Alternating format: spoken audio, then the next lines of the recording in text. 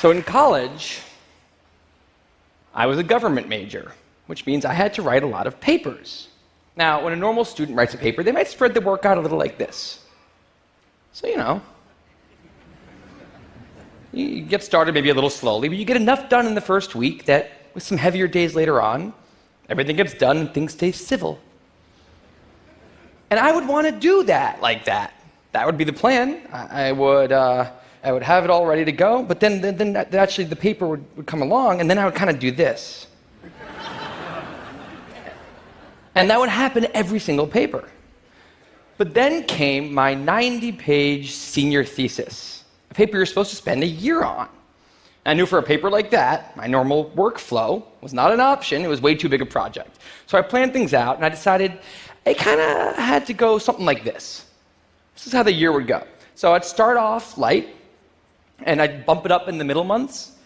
And then at the end, I would kick it up into high gear. It's just like a little staircase. How hard could it be to just walk up the stairs? No big deal, right? But then, funniest thing happened. Those first few months, they came and went, and I couldn't quite do stuff. So we had an awesome new revised plan. But then those middle months actually went by, and I didn't really write words. And so we were here. And then 2 months turned into 1 month, which turned into 2 weeks. And one day I woke up with 3 days until the deadline, still not having written a word, and so I did the only thing I could. I wrote 90 pages over 72 hours, pulling not one but 2 all-nighters. Humans are not supposed to pull 2 all-nighters. Sprinted across campus, dove in slow motion, and got it in just at the deadline. I thought that was the end of everything. But a week later, I get a call. And it's the school. And they say, "Is this Tim Urban?" And I say, "Yeah." And they say, "We need to talk about your thesis." And I say, "Okay." And they say, "It's the best one we've ever seen."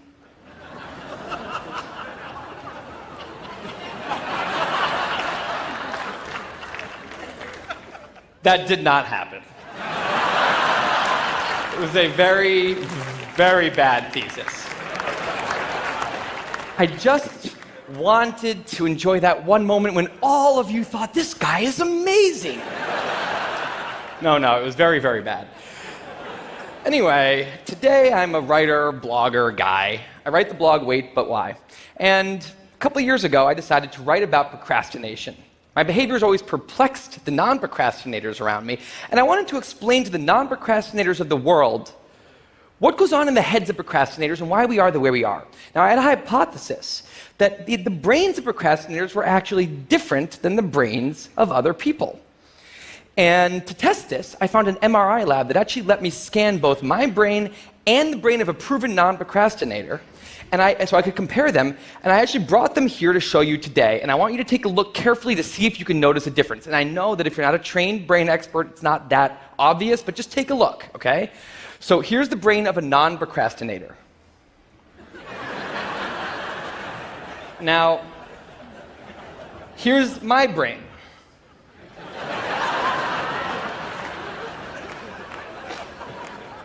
There is a difference.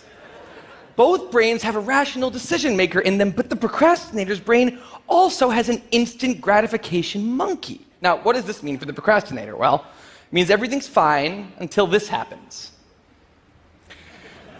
So the rational decision maker will make the rational decision to do something productive, but the monkey doesn't like that plan. So he actually takes the wheel, and he says, "Actually, let's read the entire Wikipedia page of the Nancy Kerrigan-Tanya Harding scandal, because I just remembered that happened. Then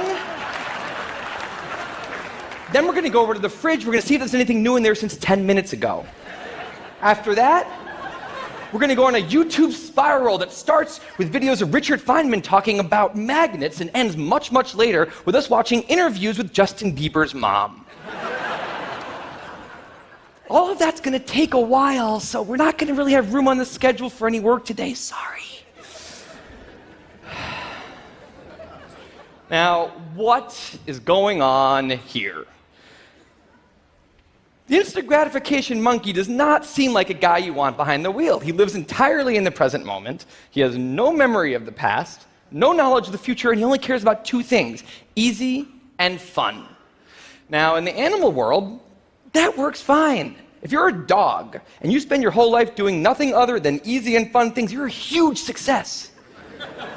And to the monkey, humans are just another animal species. He has to keep well slept, well fed, and propagating into the next generation, which in tribal times might have worked okay. But if you haven't noticed, now we're not in tribal times. We're in an advanced civilization, and the monkey does not know what that is, which is why we have another guy in our brain, the rational decision maker, who gives us the ability to do things no other animal can do. We can visualize the future. We can see the big picture.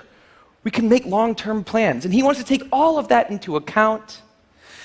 And he wants to just have us do whatever makes sense to be doing right now. Now, sometimes it makes sense to be doing things that are easy and fun, like when you're having dinner or going to bed or enjoying well-earned leisure time. That's why there's an overlap. Sometimes they agree. But other times, it makes much more sense to be doing things that are harder and less pleasant for the sake of the big picture, and that's when we have a conflict. And for the procrastinator, that conflict tends to end a certain way every time, leaving him spending a lot of time in this orange zone, an easy and fun place that's entirely out of the make sense circle. I call it the dark playground. Now, the dark playground is a place that all of you procrastinators out there know very well. It's where leisure activities happen at times when leisure activities are not supposed to be happening. The fun you have in the dark playground isn't actually fun because it's completely unearned, and the air is filled with guilt, dread, anxiety, self-hatred, all those good procrastinator feelings. And the question is, in this situation, with the monkey behind the wheel, how does the procrastinator ever get himself over here to this blue zone? A less pleasant place, but where really important things happen. Well, turns out that the procrastinator has a guardian angel, someone who's always looking down on him and watching over him in his darkest moments, someone called the panic monster.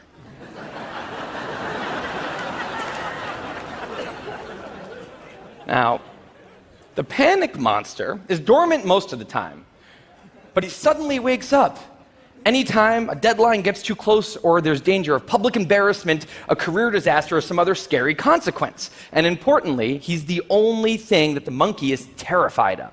Now, he became very relevant in my life pretty recently because the people of TED reached out to me about 6 months ago and invited me to do a TED Talk.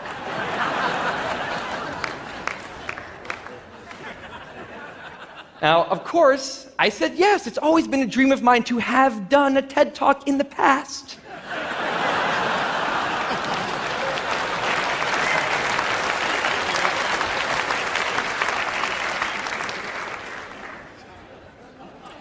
But in the middle of all this excitement, the rational decision maker seemed to have something else on his mind. He was saying, are we clear on what we just accepted? Do we get what's going to be now happening one day in the future? We need to sit down and work on this right now. And the monkey said, totally agree, but also let's just open Google Earth and let's zoom into the bottom of India, like 200 feet above the ground, and we're going to scroll up for 2.5 hours till we get to the top of the country so we can get a better feel for India.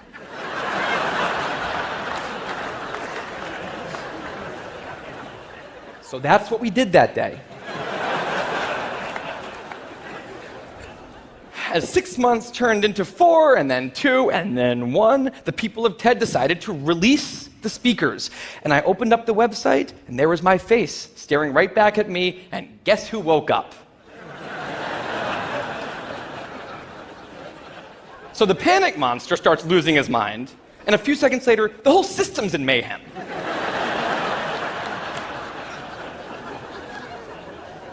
And the monkey, who, remember, he's terrified of the panic monster, boom, he's up the tree.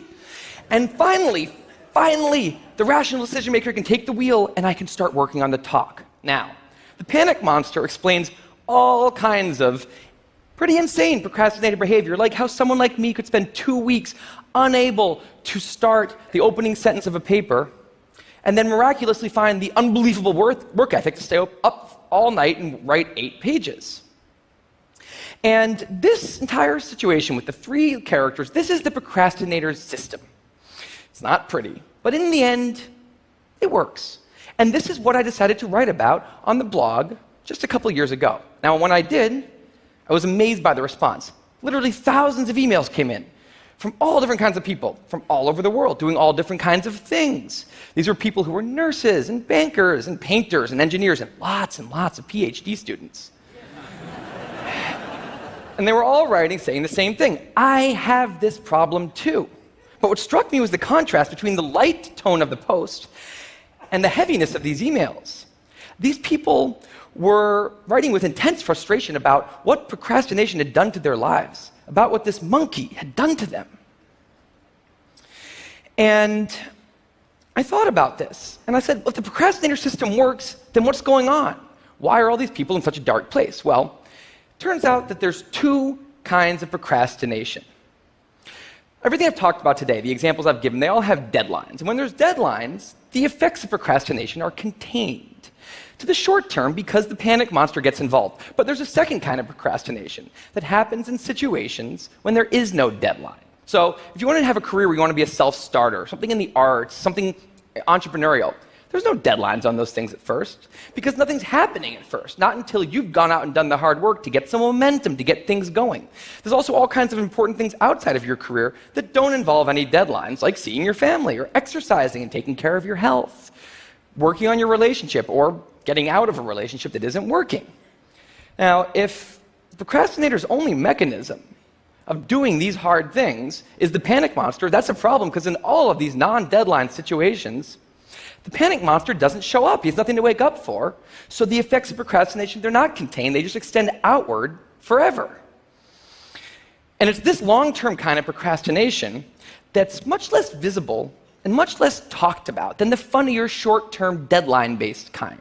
It's usually suffered quietly and privately, and it can be the source of a huge amount of long-term unhappiness and regrets. And I thought, that's why these people are emailing, and that's why they're in such a bad place. It's not that they're cramming for some project. It's that long-term procrastination has made them feel like a spectator at times in their own lives.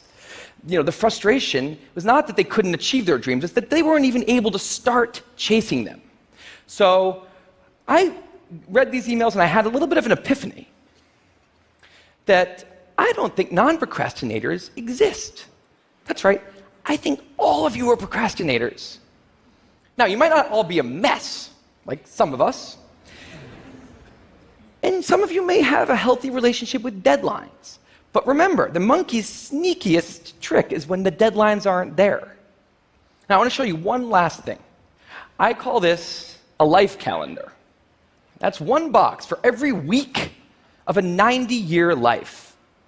That's not that many boxes, especially since we've already used a bunch of those. So I think we need to all take a long, hard look at that calendar.